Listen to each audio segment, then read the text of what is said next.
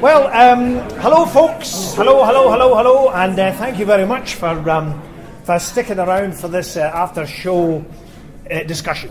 I'd like to thank Andrew and everyone here at the Greenwich Theatre for letting us have this forum. We are the London Comedy Forum, and we are interested in matters to do with comedy and matters to do with research in comedy. And one of the things we were desperate to get involved with was pantomime, because we feel it's something that's under-researched and is not really talked about enough in the mainstream and in the academy. So it was brilliant that Andrew and Simon were able to arrange this event. Speaking tonight, we've got Simon Sladen here. Simon is researching into pantomime. He's also he runs the database for pantomime in the country, and he's editor of the Panto editor of the British Theatre Guide. Panto editor of the British Theatre Guide, and is also a curator at V&A, and part of his curation is into performance and panto. We've got, of course, the wonderful Andrew Pollard here, who many of you have just seen being fantastic in the show as the Dane and writer.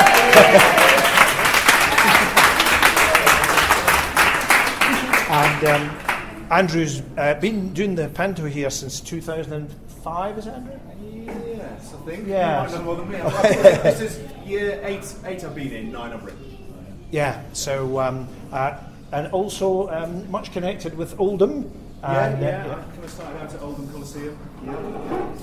Fantastic. Thank you for that, Andrew. And finally, we've got Chris Abbott, who has written a book on the Salisbury Playhouse pantos during the kind of golden era, which was about 1965, What? There's always more golden.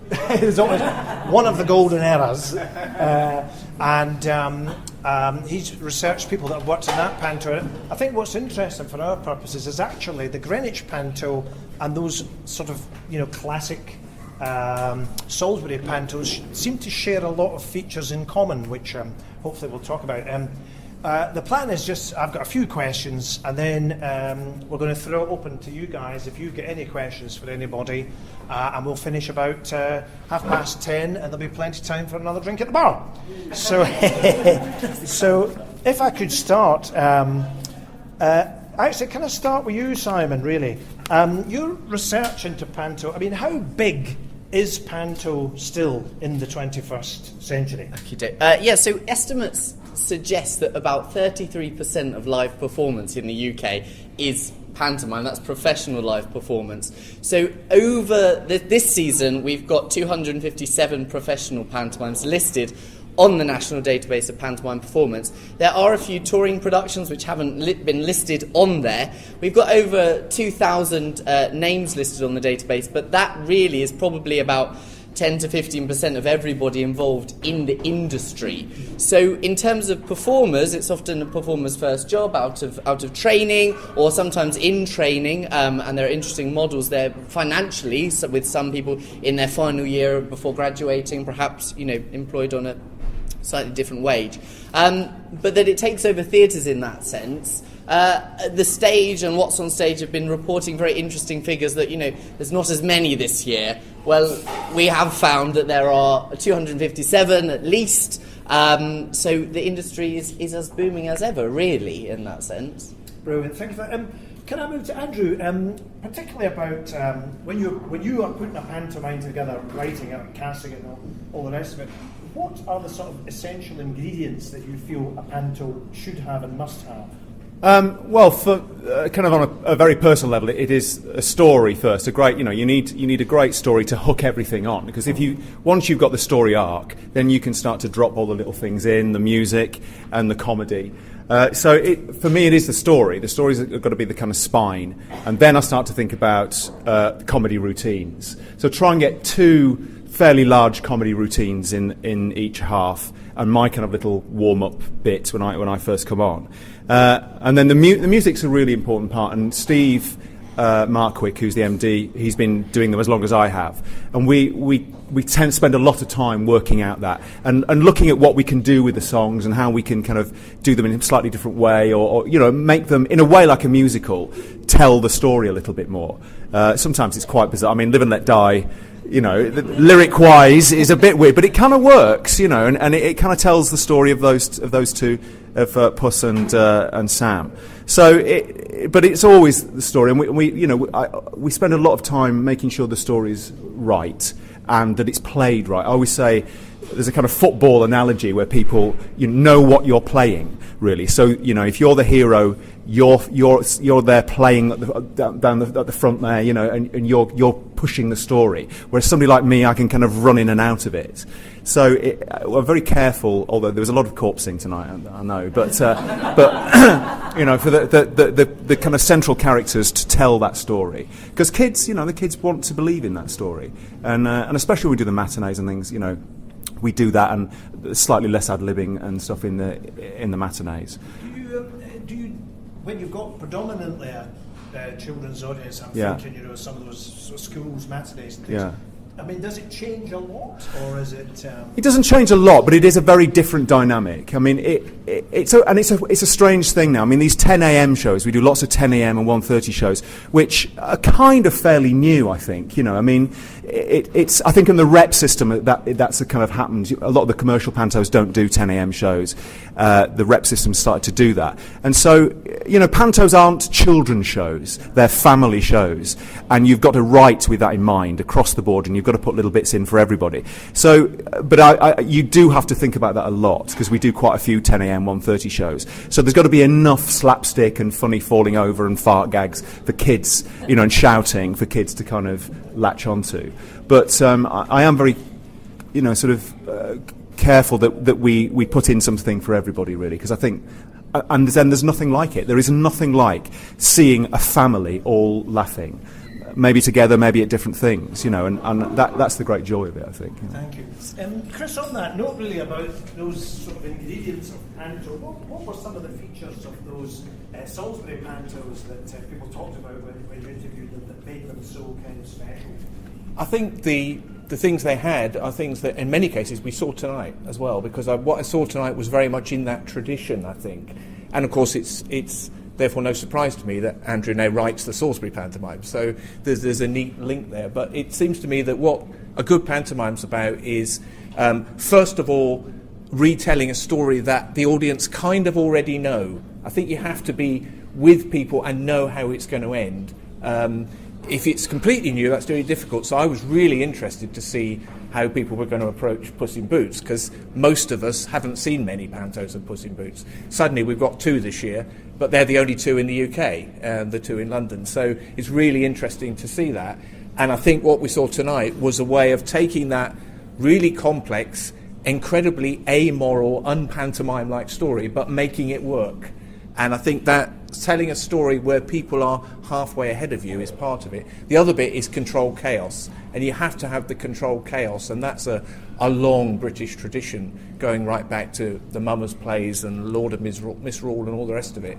And you have to have that business where a theatre's where you sit down, shut up, and the lights go out. But in a pantomime, the lights come on, you stand up, you make a lot of noise, you upturn all the expectations. So I think that's essential as well. Thanks, Chris. Can I just ask Simon, actually, which pantomimes, because as we're saying, Puss in Boots seems to be something that's not often, or not as often done. Which pantomimes tend to get done and which don't? And can you say some of the reasons why? Yeah, so this year was the first year the National Database of Pantomime Performance existed. It's been 2 years in the making, and this year we found that Jack and the Beanstalk is the most popular pantomime. Now, some people, it has the most performances this year. Some people are saying it's because of the films that have been out, which possibly has influenced it. That's interesting because it hasn't had the Disney makeover. Often the Disney films, Cinderella, Snow White, Peter Pan, Aladdin, are all very well known and have influenced those presentations. Princess Jasmine as a character called Jasmine didn't exist before that, and with the magic carpet we suddenly see that effect coming to the fore. Pirates of the Caribbean, we've seen Robinson Crusoe's come back, and actually, you know, we interviewed Andy and Susan McKenna, who both have done Puss in Boots this year, and Shrek, with the character of Puss coming back, seems to have been quite influential in decisions and convincing artistic directors and theatre managers that we can actually sell this show because people know the characters. Peter Pan has been around as a pantomime now for about 23 years. That's a long time. The first Snow Whites were in the 50s. What I find fascinating is that Dick Whittington isn't done as much these days. And the York Barbican's pantomime on the 7th of December was cancelled because of poor ticket sales. They found it very hard to market the show. At Camberley a few years back, they found that because it's a local council one, the servers were not sending the emails out because of the word Dick in the title. So that was a massive issue for their publicity department there. And also, it's a story that perhaps not many people know. They may have heard of Dick Whittington. Interestingly, at the Millfield, you don't hear anything about the Lord Mayor of London until after the finale. So it's a sort of quest story. But Robin Hood is going up, and Robin Hood was done here last year, and he's writing it for Watford this year. But then we've had some big series of that. It has had the Disney story to it, and there's also a production of Little Mermaid this year. And next year, Kudos, which is the biggest pantomime company, are going to produce their second ever Beauty and the Beast, which is very interesting. I think they've done Little Mermaid once before, but they're doing that. So those Disney titles are very important, and I think also, is it in the public conscience in terms of the Puss in Boots now? And I actually think that looking towards Greenwich and Hackney, which probably along with York and Nottingham are pantomime powerhouses, I do think we might see other venues doing it. Like, I wouldn't be surprised if Salisbury would be more open at doing it now, having seen the success that you've had here. I don't know if you'd agree with that. Yeah, I think that's true. Yeah. Andrew, do you tend to choose what pantomime you're going to do in a sort of almost not in a Disney way, so that you say, well, if it's going to be a kind of traditional story-led panto, we'll on a scale like here, you're not going to go for the big, Disney effects. Well, I mean, you do want to go for the ones that are popular. There are kind of 5, the Jack the Beanstalk, Cinderella and things, and you'd be mad not to do that because people want to see them, and there's something in our kind of ingrained in us that we want those stories. They're just told time and time again. Cinderella, it's every love story film you've ever seen. So I think you've got to do those, and I want to do them. But it's quite nice here now. I always have to go to James, who runs the place, and say, please, can we do this? But I think we've got to the point now where the audience trust that we'll come up with something that they'll like, and they like us. So I've got a little bit more leeway. But like Simon said, I wouldn't have done Puss in Boots had Shrek not had Puss in Boots in it, because at least then kids know who that character is, even if they don't know the story. And this year Greenwich wanted to do Jack and the Beanstalk, and I just felt we were a year too early because we've done it before, and for me it just felt too near. So I asked to do Puss in Boots, and then realised that it's very like Jack and the Beanstalk. In the story the Peril story, there's an ogre, which is very giant-like. So I decided that we wouldn't do that, and we'd have this goblin, and we'd kind of weave that. So we kind of changed it, which has worked for us.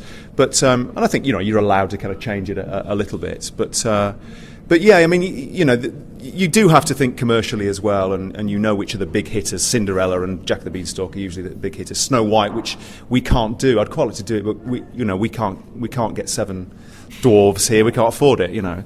Although Kudos this year aren't doing dwarves. They're doing a thing they did in the musical Shrek, where people are on their knees, which is quite interesting. And there was a bit of outcry about that, but so maybe we could look at doing that at some point. But yeah, there's always a commercial eye on stuff. Yeah, for sure. Yeah. I wanted to ask Chris, and actually all of you really, something which is about the notion that for how important pantomime is for children, because it always makes me think that sometimes it's the very first theatre experience they have, and it's the only one where they can shout out and join in and everything. And then any other theatre experience after that, we say don't join in, be quiet, don't respond. how important do you think that is, the notion of... I think it's as important as it's always been, and I think it still is the first experience of theatre for a great many children. What's changed, I think, and I think this is a shame, is that it's not always with their families. It's for a lot of kids now. It's as part of a school group, because certainly the pantomimes I wrote about in the 50s, 60s, and 70s, there might have been groups of Cubs and Scouts and Guides and Brownies, but otherwise it was mostly family groups. Whereas now, I mean, I've been to London pantomime matinees where I feel like I'm the only adult apart from the teachers. You know, it's a very different experience to be part of. But the kids are still having that experience. And you're quite right that they probably don't go to much other theatre. You know, the next time they're probably studying for GCSEs and being hauled off to see Of Mice and Men and told to shut up. You know, that's probably the next experience. But in between that, with a bit of luck, if they're lucky, they're involved with Amdram or a school production, and they're actually doing pantomime or something similar themselves. And then they can still keep the magic going, because I think the other thing that's really important is that kids discover pantomime when they're still young enough, and I think crucial age is around about 7 or 8, for it to be magic, because that's when I discovered the Salisbury pantomimes, and you know, I thought the scenery there was just extravagant beyond belief. I've seen the photographs now and it doesn't kind of match up, you know. I was just stunned when real ponies came onto that minute stage. It was an old theatre in a Methodist chapel. It's not the one that's there now, you know. But it seemed absolutely fantastic then, and the sheer terror when, and I still think it was a dragon, and I can't think what pantomime had a dragon in it that was fearsome, but that came down into the audience and frightened the life out of me. So I think you have to have those kind of peril experiences as well, and that changes your whole attitude towards live performance. Andrew, on that note about how, you know, pantomime can be transformative in a way, for especially for children, because if you get the story right, if you get the magic right, it's tremendously profound for them. Are you conscious of, when you're performing, are you conscious of that, or are you simply conscious of just telling the story? Or are you conscious that those magic moments have to be played? Well, I think they do have to be played, and because, like Chris said, I mean, you know, that it was my first experience as well, was Panto, and I was absolutely transfixed.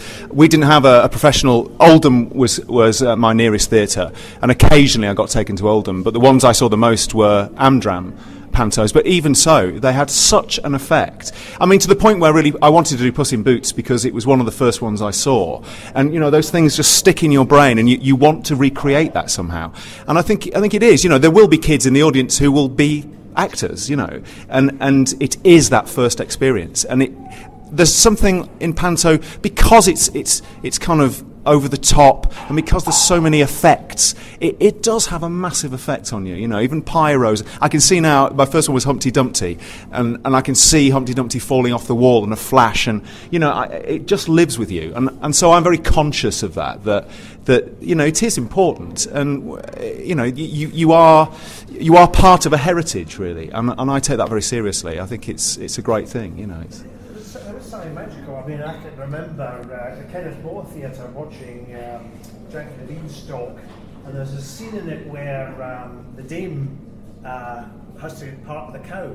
Yeah. And she, you know, she sings a song, and I can remember being incredibly moved by that. And I was 45 at the time. You know? And it was fully afterwards, and I thought, well, actually, that was a man in a wig singing to 2 other men inside out. Somehow that moment, you know. Well, that's the power of theatre, isn't it? I mean, it really is. Yeah. Simon, can I ask you, because I know a lot of your research is about performance in pantomime. I mean, is there a sense that, you know, some of the skills, the performance skills that people, you know, are brought to pantomime are kind of disappearing with the advent of, I don't know, you know, reality stars and so on coming into the... So we, earlier this year, I conducted the first ever pantomime training survey, where we looked at the industry today, routes into the industry, what's happening. So generally you get some specific routes in. People coming from other industries because of skills they have there, maybe a comic or a stand-up or a circus act, for example, coming in that way. People having trained and worked their way through in this sort of hierarchical structure. So sometimes, for example, they've started out, let's take York for an example, with Berwick Kaler. They'll have joined the chorus, have had a speaking role. Next year they'll go up and then they'll progress up through the ranks. What we are sort of losing are some of those, what you might class as musical and variety skills, which are slightly different to stand-up in the use of direct address and the use of warmth and nature. And we saw today, and actually Andy's pantomimes are quite unique in the sense that you don't really have a comic as such in your show. So, usually have the sort of Buttons character or the Simple Simon who has a shout out to the audience, and you've integrated that with your sort of matriarchal figure. Yeah. So Paul Krytoff, I think it's here somewhere. So he takes on some of that chorody, and you and him have that slapstick there. And what we're finding is in professional shows, the dame is getting less and less important because we don't have as many skilled trained performers. Now, whereas other theatrical forms have the rest of the year to practice, pantomime you've got one time of the year. Already that means that there are only, this year probably about 200 dame roles there. And there are people like Andy and people like Kenneth Allen Taylor, who's celebrating his 30th year of pantomime this year, in those roles for a long time, honing those performances. And what that means is that how do you make that jump? Often you start out as Ugly Sister and maybe go through that, or you play comic.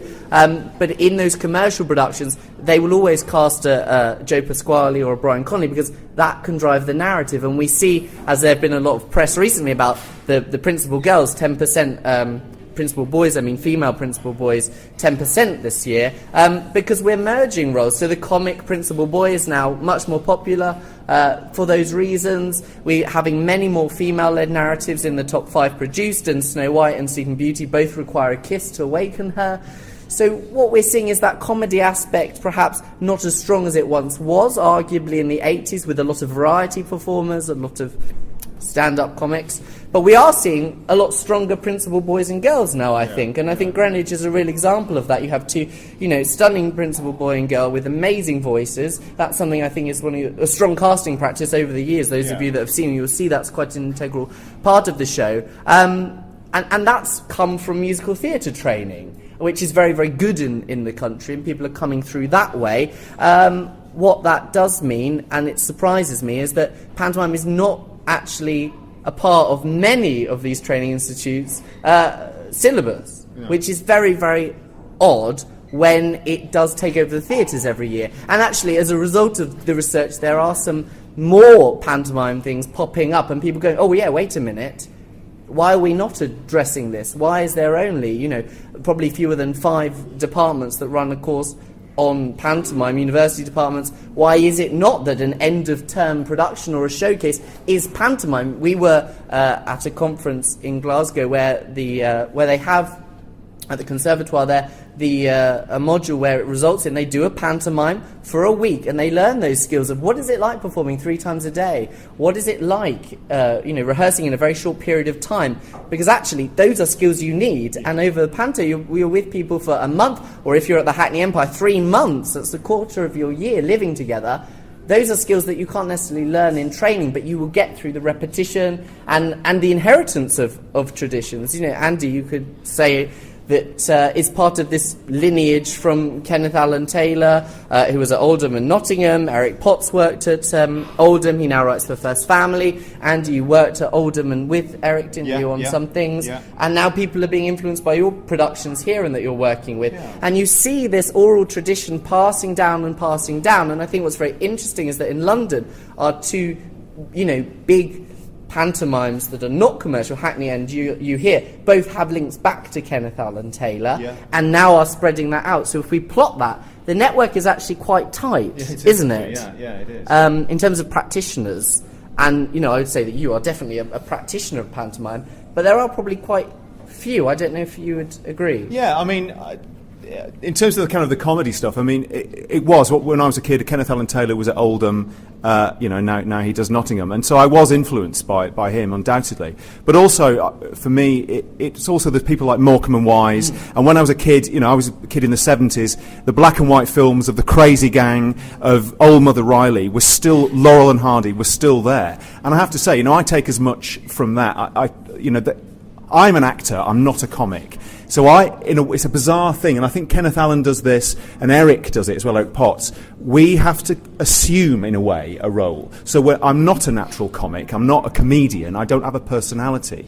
So I create a kind of personality for myself. And I think that's slightly from the rep system, actually, where, actors had to do whatever you were given. And so you get your armour. I mean, the costume of a dame is a great armour anyway. I always say, if you take the wig off and the boobs and you look at the face, it's a clown's face, basically.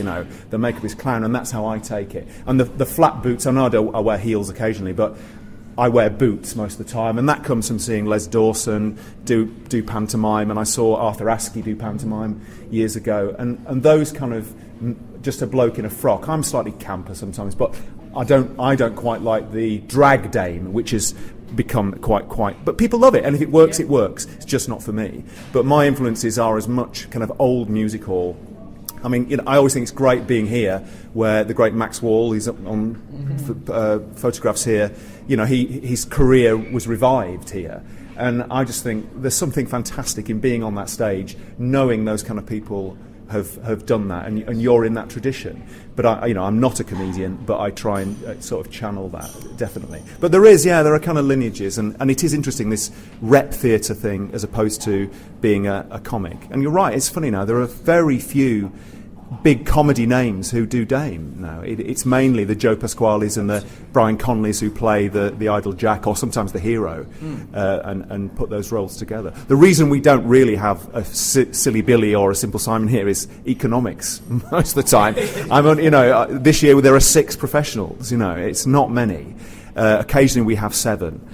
And so something has to give, really. And so that's why me and Paul have kind of taken on more of that comedy role. Sometimes, if it's Jack of the Beanstalk, Jack will have a dual role. Alim, who brilliantly plays Puss, who's over there, he's got that kind of slightly dual role this year. And so economics has a say in that as well, yeah. Can I ask Chris something? Can I just say, following on from that about lineages, because writing about rep panto in the 50s, 60s and 70s, I thought that had kind of come out of nowhere after the war, when the rep movement really took off. But the key people in that were Henry Marshall and his brother Oliver Gordon. Oliver Gordon played Dame and was director and so on. And I knew he was much older and had worked in commercial panto as well, at the Alex Birmingham and the Theatre Royal Windsor. When I dug further, I discovered he ran the Theatre Royal Windsor during the war, and just before the war, they wanted to do one last Harlequinade, as was done in Edwardian and Victorian times. So they found an elderly Harlequinade performer, dragged him out of retirement in his 60s, and got him to teach a whole Harlequinade routine with jumping through trapdoors and so on to these young actors, including Oliver Gordon, who played a very small part in it. And throughout the 60s and 70s, he reproduced those scenes and exactly gave the stage carpenter instructions of how each door should open in the haunted bedroom or the laundry or whatever it was. And you can trace it right back. And, if you go back, I then tried to find where that Harlequinade performer came from, and I found he came from a family lineage of Harlequinade performers, even with the same name. He's Harry Ewins. He had an uncle called Harry Ewins, who sadly gave up Harlequinade at a very young age because, don't want to bring the tone down, but his wife was playing Queen Rat one night and staggered into the wings and died on Boxing Day night because she'd been laced into her costume too tightly. So people died for pantomime in those days. With the Star Trap, was banned. Well, the Star Trap was banned. Yeah. Very dangerous. Always putting that technology at the beginning. I think what's interesting as well with that, Chris, is that these comic set routines, which Greenwich does, and Andy, as you said, does too, are not done as much. There's part of the industry that says, we can't afford to do slosh every day, it's very expensive, we have to dry clean the costumes, and we haven't got time to strike it on set. But then another argument is actually, where are we getting? How do we know what to do, and where is that passing down of traditions going? I'm sure that Andy, you receive emails. We get emails from people saying we want to do, for example, the Tree of Truth. But we don't know what it is and where we're going to get that from. Well, when they were, yes, Chris's book, plug. Do you want to hold it up, Chris? There's a flyer on the table. Gag books, and actually professionally now, why would you publish that? Because that's your bread and butter. And often it's like when comics suddenly went on TV and their act was gone. But I think those set pieces we don't see as often because actually they're very skilled and they take great timing. Look at your boxing one this year. They're very difficult to think of something new and inventive, which you manage to do every year here. And they take a lot of time to rehearse, and you don't necessarily have all that time, do you? And equally as well, like you say, things like the trick sets, all that kind of stuff is almost a lost art now. Yeah, I'd love to do something like that, but I don't know. I can't. I don't know who to go to, and I'd love to revive things like that. And here we do have a problem. It's a very small team. I'd love to do a great big slapstick routine. We just can't do it. We haven't got the people backstage to clear it up, and because it's a weird stage here, the revolve works the best for us. There's no flying, so we can't do lots of mess because it'll get into the revolve and that'll so there's real kind of practical elements. It's a real shame, but I try and do something in that vein and try and have a little bit of try and do slapstick without slapstick sometimes it works, sometimes it doesn't, but at least I do try and do something a little bit new every year, try and kind of for me. But it is that thing of, we have 2 weeks to rehearse. That's why usually me and Paul take the brunt of that because we know each other. But I'd love to do a comic set with things falling out on doors and all that, but we don't have the skills. Yeah. Thank you. Well, I think it's time to throw questions to the floor. Does anybody have a question that they would like to ask anybody about Panto, about the Panto here, or anything like that? Yes, thank you. I work with an international crowd who just do not get the British fascination with Panto. And I just wonder, what other countries in the world support pantomime really? So, pantomime, there is pockets around the world. So Singapore, there's a pantomime tradition there. Wild Rice Theatre Company have been doing that for over a decade now. So this year they're doing Jack and the Bean Sprout. Very particular for them. In South Africa, at the Joburg Theatre Complex, the Nelson Mandela Theatre, Janice Honeyman has been doing pantomime there for over a quarter of a century. That's a very big production. They have the National Ballet of South Africa in their shows, probably bigger than any show here. Massive cast. Used to be supported in terms of costumes and set by Kudos in this country, because of course, where do you get your scenery from if there isn't an industry in your country? This year, America is seeing more and more pantomimes on the up. So the Lithgows, Bonnie Lithgow, Nigel Lithgow that we know, 3 years ago started with a partnership with a theatre over there. This year they've launched Panto at Pasadena Playhouse, which is a 10-year contract. Interestingly, they're choosing to do Aladdin, Cinderella, Peter Pan and Snow White, and they don't call them that, so they call it a Cinderella Christmas, a Snow White Christmas, Aladdin and his Winter Wish. Only Aladdin has had a dame so far, so that's one of the interesting points. What do they get? And the guy playing the dame played Edna Turnblad in Hairspray, so people know him through that. There are pockets, Piccolo Theatre, that do a pantomime each year. They special in Harlequinade type theatre and commedia, so that's where their route is. And then there are tiny pockets where there's expats. So there are some places in Australia, for example, and interestingly, the Lithgow production of Aladdin next year will transfer to Australia for the summer season.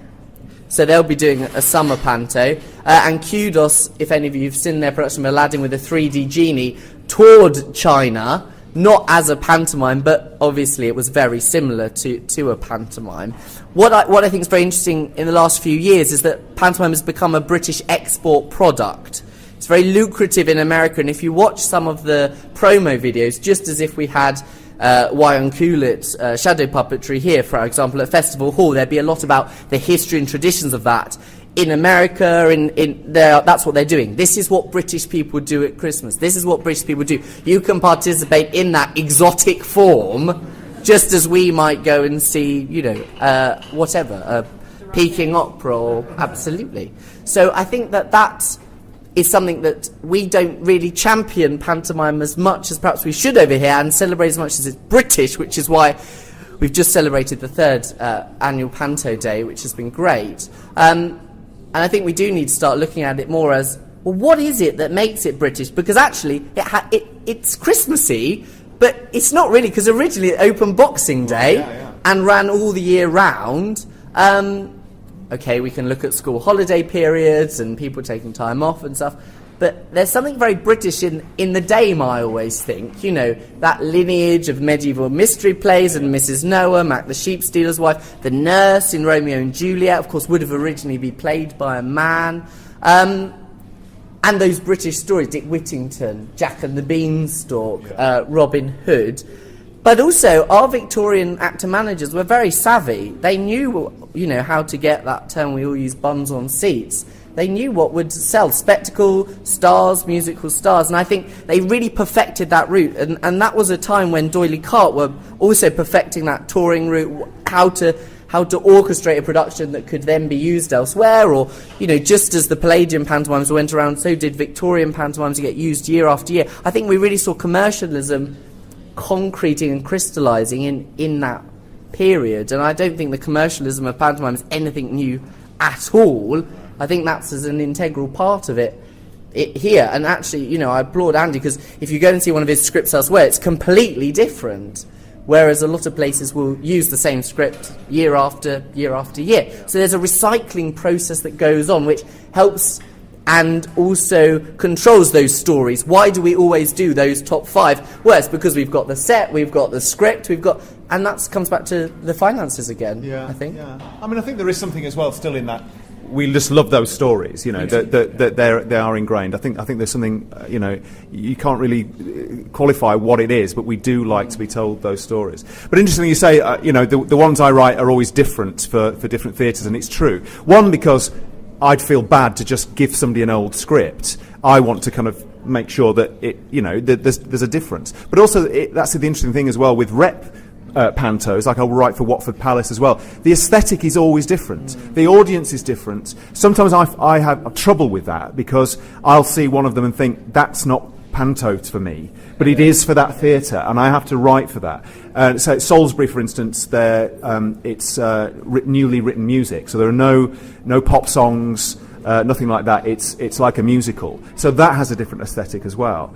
And it's slightly gentler than here. I think they'd be horrified here. It's very fruity here. It is quite fruity here. I mean, not too fruity. I try and keep a lid on it. But in Salisbury, it is very kind of tame, for want of a better word. Watford slightly as well, actually, although it didn't used to be with Roy Hood scripts. But Bridget, the artistic director, they shouted Viagra to draw the bridge up at Watford, didn't they? So that's how fruity they were there. But you're right. I mean, it is. Tomorrow there's an American theatre company coming to see the show, and I'm going to chat to them, and they want to put on a pantomime. So the message is getting over there. I do think the Lithgows have played a massive role there, because they've had now what's his name, Neil Patrick Harrison in as the Magic Man in the Magic Mirror. They've had Ariana Grande, so they're just applying those conventions that we always use here. But Americans have never seen that. The opportunity to get close to these MTV stars, these stars that they've seen in their local theatre. That's something very, very different, tied into that nature of Christmas, and the children being able to perform in the show. And I think we don't have that tradition of answering back to the audience or getting involved at all. It's very much, even if you're this high, you're trying to see. You go and you sit, Yeah. and you keep your mouth shut. Yeah. So there's a bigger warm-up process in their shows, and what's also interesting is that, for example, Royal Mail ran a stamp campaign, didn't they, with pantomime, and Sainsbury's last year had that. So that shows how ingrained it is. It's a point of reference that everybody can understand. Yeah. Those "oh no it is" and "oh yes it is" are ingrained into our DNA. I think, Chris, it was you who said to me that it's a bit like when you go to church. Nobody ever sits you down and says, now, when this happens, you have to do this. But you sort of just know it, and you get it through everybody else. Now we know why Andy's got an American gentleman is planning to make this happen in That was America. very interesting. I mean, purely that was, you know, we I shouldn't say this, but we had somebody else who then had to drop out because they had other commitments. So this just came from the audition process, and Luke, by far and away, was the best person, and he had that ability to. He didn't kind of take the mickey out of it, which some English performers do actually. They're kind of like, oh, it's Panto, and Luke played it quite straight, which I thought was really good. And then I wrote it around him. But we were worried at first whether there'd be a bit of a backlash that we've got an American. I know commercial pantos do. Henry Winkler's playing Peter Pan, you know, at the moment. But we haven't really had that here.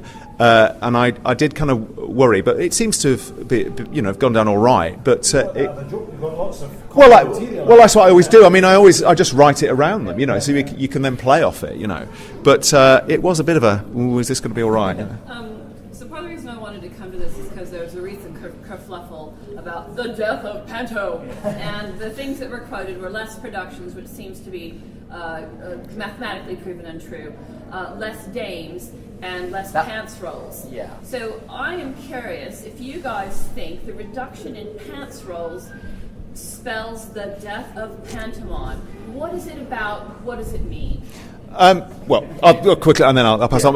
No, I don't think it is. I mean, the thing is, Panto has always changed. And for a generation, it's, oh, this isn't Panto. Panto used to be like this.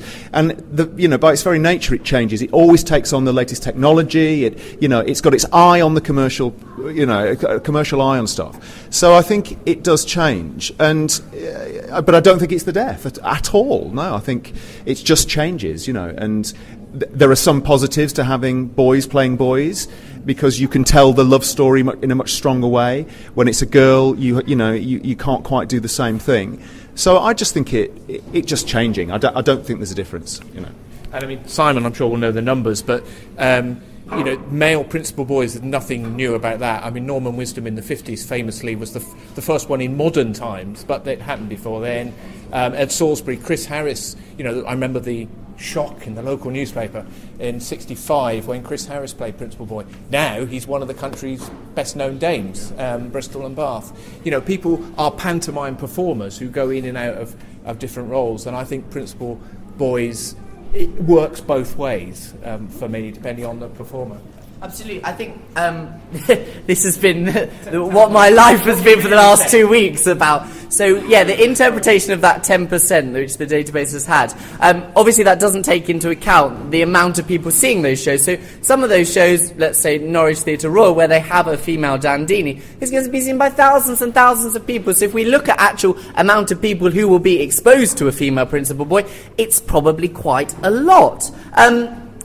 I mean, there have also been some debates that children don't find cross-dressing, they just don't understand it. Well, they just have to switch on CBeebies and see Justin Fletcher and Gigglebiz doing Nanny Knickerbocker, and, there's a pantomime dame that they get, and CBeebies do a panto every year where they do that. And you just look at where our comedy is today. So Mrs. Brown Boys, incredibly popular. Let's look at Little Britain, incredibly popular with the two ladies. I can't remember what the characters are called now, but they go skipping down and have their catchphrases. So I think that's a ridiculous thing to say. What I do think is one thing that hasn't really come out is the fact that the pantomime is the only theatrical form that's kept that historic notion of the Victorian breeches role. So it wasn't just pantomime that did it. In straight plays, in opera, in ballet. We don't do that in any of those anymore, yet nobody every year goes, isn't it a shame that some buxom beauty isn't getting her legs out? And of course, we have that little flash of leg, if you want to call it that, in other places. So Pamela Anderson as the genie is showing far much more than the Vesta Tilly ever did, because with society evolving and changing, as Andy has said, with page 3 everything is on the plate, so to speak. So we don't have to, you just have to look at advertising today to see that actually society isn't as prudish, and actually no one needs to do the wink wink nudge nudge anymore. So the dancers' costumes over the last 20 years have got more revealing, both male and female dancers. In Dick Whittington, the Sultana or the exotic beauties, or in Aladdin, in Abanazar's Let, the Slave of the Ring is another opportunity for that. And what you do see, interestingly, is that male principal boys often have very tight trousers today. And still, as we've seen today, slap their thigh in a sort of acknowledgement of that past. So I think those conventions that the Victorian pantomimes had and the reasons for that cross-dressing are still there. Yeah. It's just that we're not seeing that in. And actually, we should also say that Victorian principal boys that were played by women were often really buxom. Yes. They weren't the Sveltest beauties No. that we all have in this That's right. romantic ideal. James Agate, the theatre critic, said that a good principal boy should look as if she dines on stout and tripe and onions. So that was their ideal. Yeah. I think this is brilliant. I think there'll be an occasion after informal for a last question, but I'm conscious of time, so I just wanted to really wind it up. Ask each of the panelists what their favourite pantomime joke or routine is. Oh, not a joke. Not a joke. I actually heard tonight. My favourite I heard tonight was it's a new one I've just heard was. Maybe you could lay on a chicken. No, I've given up doing that. Well, you know, I'll own up to this. That is from Julian and Sandy. So that's I got that from Julian and Sandy, written by Barry Tuck and Marty Feldman, the brother to Fenella Fielding, who voiced our cat. Yeah, but that was a homage. Yes, it was an homage. Yeah. I'm not sure it's funny, but for me, one of the things that pantomime has to be is surrealist. And I can remember in the early 60s, a big commercial pantomime, it was Aladdin, and so it ended with a really good, elaborate transformation scene done by, and there won't be many people here old enough to remember Curry's Waltzing Waters, but one of their most elaborate waterfalls was actually a Highland scene. So this is Aladdin. The cave at the end of Act 1 suddenly transformed to a waterfall with heather each side, because that was what was on the stock scenery. And as Aladdin was changing into the more elaborate costume, on walked the Dagenham Girl Pipers. So, for me, that summed up commercial pantomime. I mean, I don't know if I've got a favourite routine, but I mean, again, it's this thing when you're a kid, and I saw it was an amateur panto actually, but the kind of robust baking scene, and there was a guy who used to be a kind of a local sort of celebrity, but he was an amateur, and he did a baking scene once where he took out his teeth. Actually took out his teeth to crimp the pastry of the pie and put them back in, and that just stayed with me. You know, and I think that was just classic. You know, you could get that. Can I just say one thing? Yes. That I've been asked teeth brought up.